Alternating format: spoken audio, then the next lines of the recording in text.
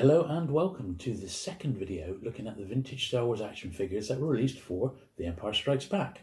So sit back, relax, enjoy. Don't forget to like and subscribe this video, and let's get to it.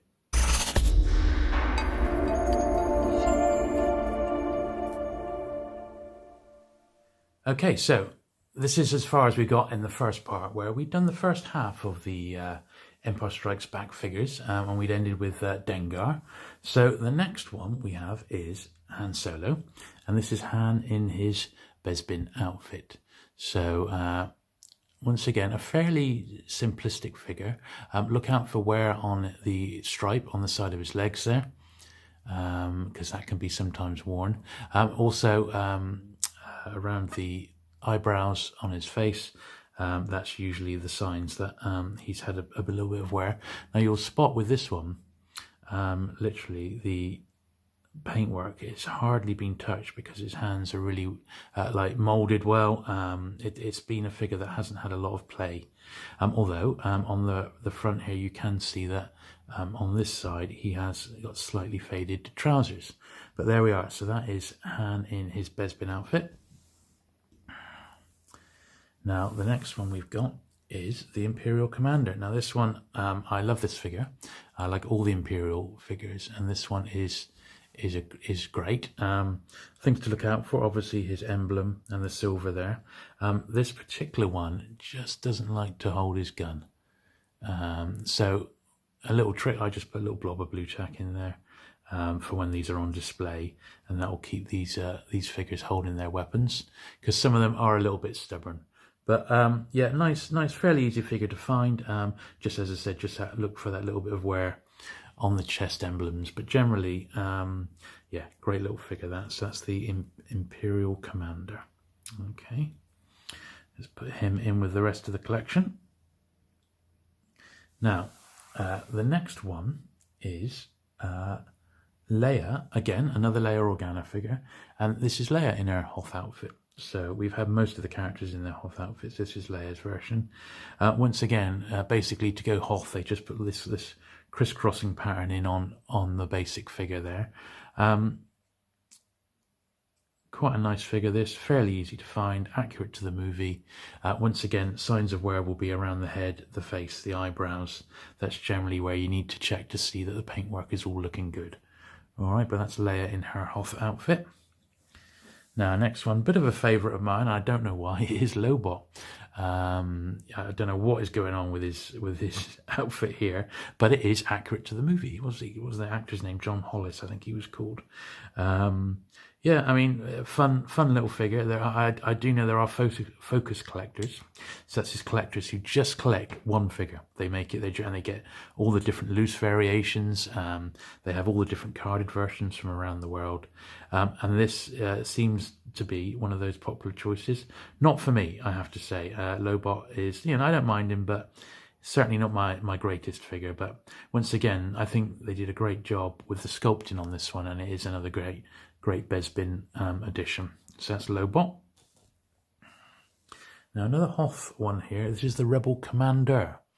So this is an example perhaps of the designers, really going to town a bit. They had a bit of artistic license because they weren't per se, modeling it after, say, Mark Hamill or Harrison Ford. It was just a generic rebel soldier. And I think they've done a really good job with this one. The backpacks and that, you could certainly see this one, attacking an AT-AT. Yeah, but relatively easy figure to get. Not a lot to look out for with this one. Just your standard wear. It'd be a little bit on the boots and that perhaps, but quite a nice little figure there. So that's the Rebel Soldier. Rebel Commander, I should say. Now the next one. This is one of my all-time favourite figures, and that's 2-1B. Now, he was the medical, if it is indeed a he, it's the medical droid, and seen at the end of The Empire Strikes Back, and also when Luke is in the Bacta tank. Yeah, absolutely great figure, this. Very unusual, and I think they really captured the design perfectly. He comes with one accessory, which is like this little probe thing here. And I seem to remember the, yeah, so that bit comes out of his mouth there. Not quite sure why, but there we are. Yeah, great figure. That certainly unusual. Yeah, I guess the main thing is, you know, make sure he's got his weapon and that this bit of plastic is all intact there.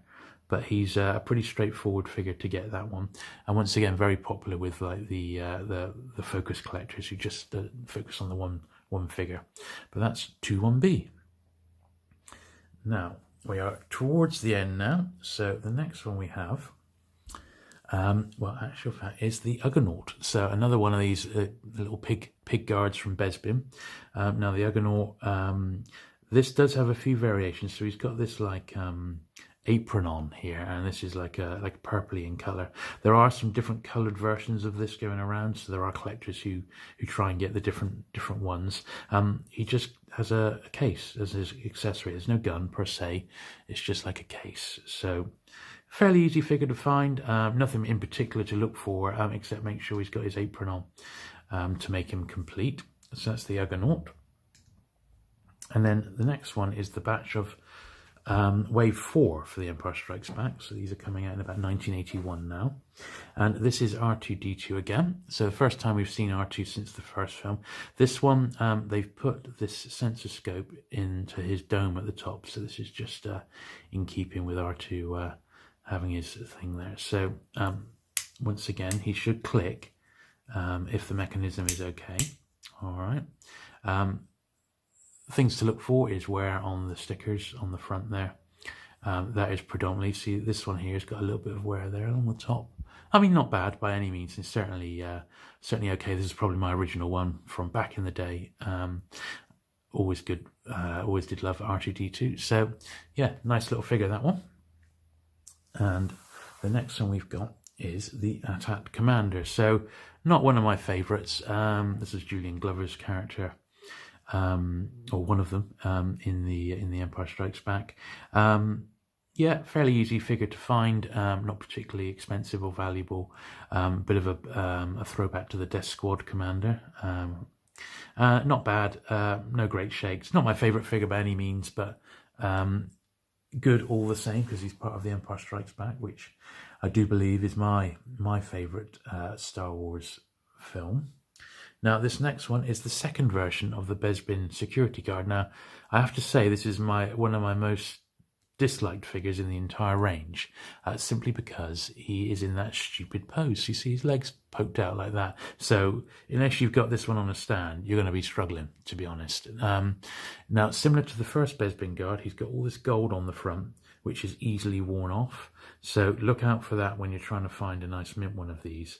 But his leg is so pronounced forward, he's always in like a silly pose. I have no idea why they did this, because it's just makes it hard to stand up. Certainly not one that I like.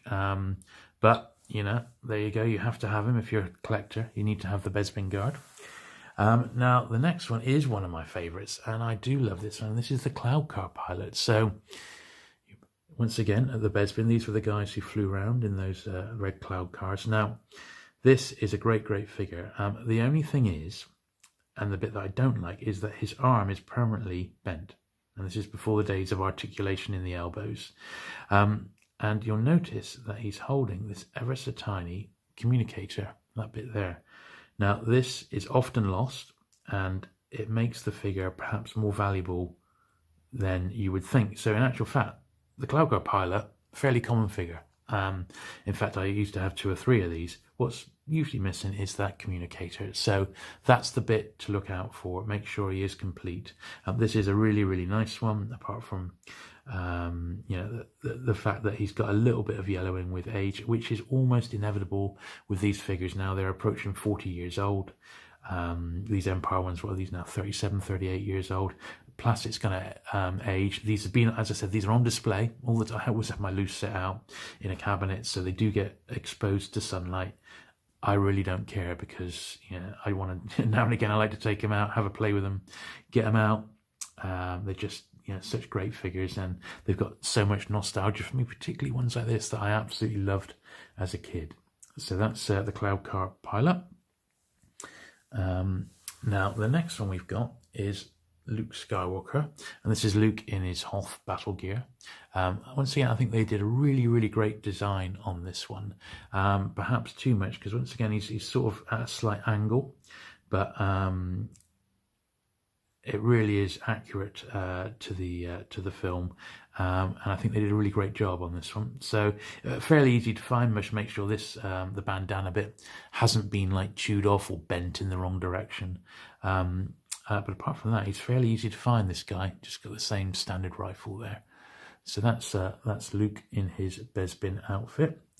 Now, the next one is C-3PO. Now, this was the C-3PO that pulled to bits. So this is one that came out of a baggie, because once again, these were, back in, say, the early 90s, you could find hundreds of these, and these were like uncirculated ones, so they weren't carded, but it did come out of a Kenner baggie, so it is nice and mint, which is why the plastic bit is still wrapped up like that. So basically you would put this on the back of Chewbacca and then recreate the scene from the movie where C-3PO's in bits and Chewbacca's carrying him around, so the arms and legs actually come off this figure. It's probably never ever been done on this particular one, but there you go. You see, so the bits come off, and that was great fun. And that was C-3PO with removable limbs is the way that this one's designated. Once again, as with all the C-3PO figures, just look for wear on the chrome. Make sure it's all nice and mint, or if you can, get one as mint as this, which came straight out of a Kenner baggie. So that's C-3PO. Just a few to go now. So the next one is another favourite of mine, which is the Imperial TIE Fighter pilot. Now, this was, Kenner did a great job in producing this one. Hyper accurate. Things to look for, of course, the decals on the helmet and on the shoulder there. That's where they can be worn. Wear on the gloves. And this one's actually got a couple of tiny bits of wear on his gloves there. And also the boots, because this grey would rub off, so keep an eye out for that. But this is a great figure. Yeah, they got that absolutely spot on with the TIE Fighter pilot there. Okay, and then we have Zuckuss. So Zuckuss was another one of the bounty hunters. Got the biggest gun in the entire range. Look at that. It's a huge rifle. Could have been used in Action Man or Action Force. But apart from that, a fairly standard figure. Got his bug eyes there. Fairly easy to find. I'm not sure how rare that weapon is, but because it was just to the one figure, make sure it comes complete with it. But great little figure. And then the range finished off with the last bounty hunter that they hadn't produced, which was Forlom. And once again, he comes with his own weapon, which is this one. Now, he's got like a rubberized cape by this time. It's sort of like soft and padded. And then this plastic bit goes on. So very basic figure underneath. Yeah, not one of my favourites by any means, but I mean, he's a bounty hunter. You can't knock them. The weapon's good. It's unusual because it's just for the one figure, although he doesn't hold it very well. And that finishes off the bounty hunter range. So, not bad at all. Now, that is all the Empire Strikes Back figures. And I think you'll agree they make a really great range of figures. And they really, they're fantastic. They're accurate to the movie. Star Wars by this time was in full swing. And, kids were absolutely loving it. I certainly was. How old was I when The Empire Strikes Back came out? So I was about 11, getting on 12. And these, I was, I guess, prime target age for figures. So, yeah, there we are. I hope you enjoyed that little look through The Empire Strikes Back. Certainly some of the greatest figures ever made, in my opinion. So there you go. That completes our look at the vintage Star Wars action figures for The Empire Strikes Back. So we'll be back next week where we'll have a look at the first part of the figures released for Return of the Jedi. So don't forget to please like and subscribe to the channel, and I look forward to seeing you then. Bye.